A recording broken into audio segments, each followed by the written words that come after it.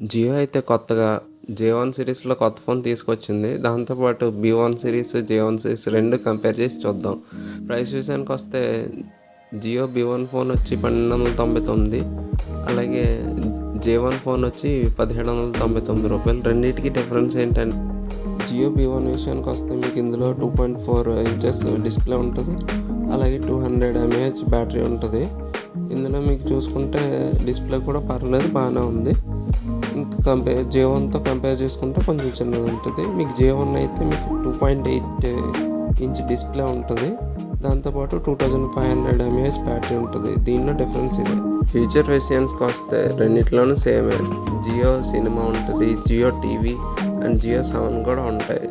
ఇంక రెండిట్లోనూ చూసుకుంటే రీఛార్జ్ విషయానికి వస్తే కేవలం నీకు 123 రూపాయలకే రీఛార్జ్ చేసుకోవచ్చు. పర్ డే 0.5 GB వస్తుంది కూడా.